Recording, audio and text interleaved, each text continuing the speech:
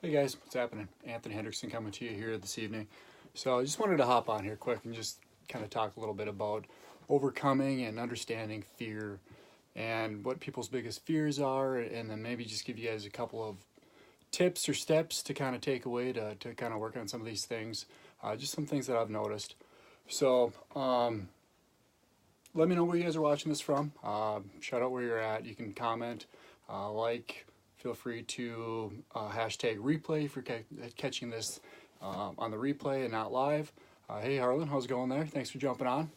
But anyway, kind of wanted to just jump on here and there you go. Hey Jenna, thanks for the thumbs up. I appreciate that. But I think where we want to start is the first step, or kind of what I think is the first thing for overcoming fear. You need to pinpoint that fear. You need to see where that fear is at. You need to actually address the problem. And then I also feel like it's kind of like anything in life where until you address the problem, until you've actually dealt with that problem, you don't really know how to deal with it. You know, it's like any life situation that until you actually go through it, you don't really know. If you're fortunate enough to have a friend who's went through it, you know, if it's something bad, maybe it's a little bit easier on you and they can save you a little bit of learning the hard way. So, you know, that's kind of another way, but you need to actually focus on diagnose the problem and kind of go from there. And then I think the second part of overcoming fear is kind of knowing what's on the other side of the wall, where you're going, how you're going to get there. Because I think the key factor, hey Meg, what's happening, is you need to know where you're going because you're going to have to break through eventually. So breaking through, if you don't know where you're going, obviously, you know, it's going to be that much harder to break through. So that's kind of the second point. Kind of reminds me of the saying. I can't even think of where it came from, but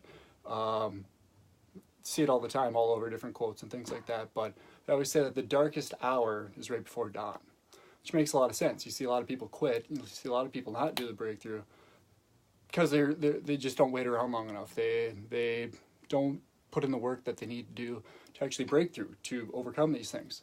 So with that being said, you know, sometimes you have to just wait it out. You have to wait a little bit longer, face those fears, do what you have to do, and a lot of the times it's just small wins.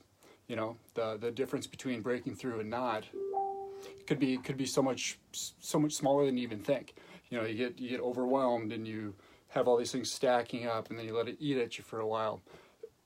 All those things they don't help. You know, they make it even harder to break through and to get over these fears. So.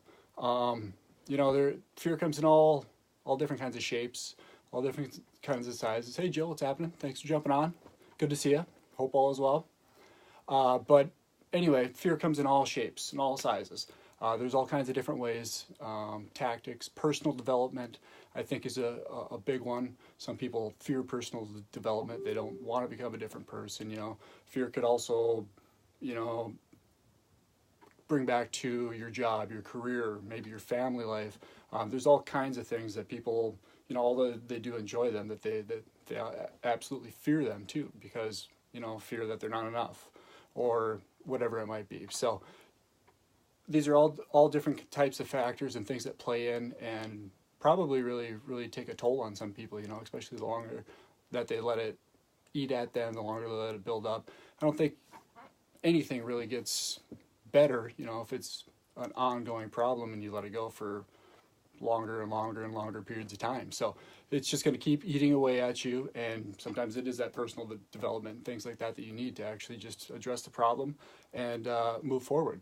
So the next thing that I kind of wanted to touch on is with the personal development, with the family. You know, like I said, sometimes it's just the small wins. You got to set yourself up for a small win once in a while. Those small wins are really what drives that ego, makes that drive to actually want to keep going towards and breaking through that wall. I find that sometimes that a lot of these things are kind of intertwined. You know, a couple small wins here or there, where you can almost get the domino effect with these wins. And with myself anyway, you know, if I kind of have a goal or something set for me and kind of knock it out, and then the next one, where you kind of see these small wins snowball affecting or domino affecting, however you want to look at it, and just pretty soon you're breaking the ice, and then you get a couple of these small wins or a couple of things that have been bothering you or things that you want to work on, pretty soon become easier. So you start knocking a couple of them down, and then next thing you know, you become a totally different person.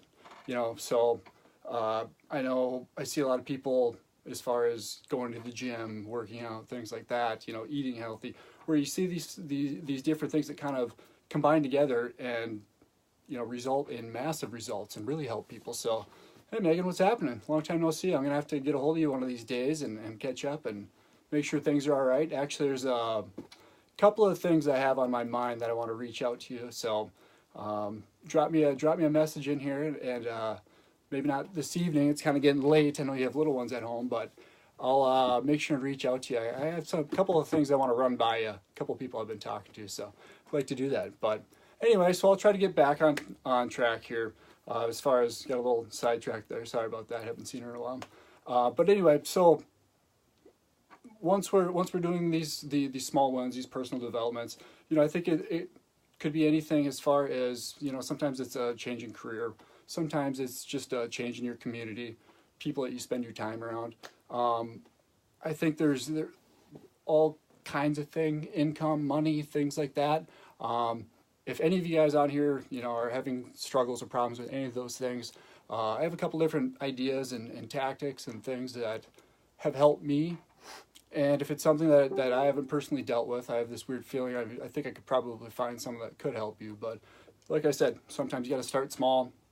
They'll snowball into other pathways and other opportunities will open up that you didn't even know. And next thing you know, you're that much happier for whatever reason. So feel free to reach out, personal message me. I know I did, this is my second live today. I got a little behind in this 14-day challenge. That's why it's named this, and with the group that I'm doing. But anyway, so this is my second one for the day, and in my earlier one I did say it. Anyone who's interested in any of this stuff, feel free to reach out, drop a personal message in here. Tell me where you're chiming in from. Do some thumbs up, share it if you know anyone that could get some value out of this. But like I said, it's kind of repetitive here with the second one of the day, but just kind of catching up. So I'm going to clip through, maybe do a couple tomorrow until I get caught up with the group, and then we should be good. So I want to thank you guys all for tuning in. I appreciate you being here. It's good to see everyone, and we'll see you on the next live. Have a good night.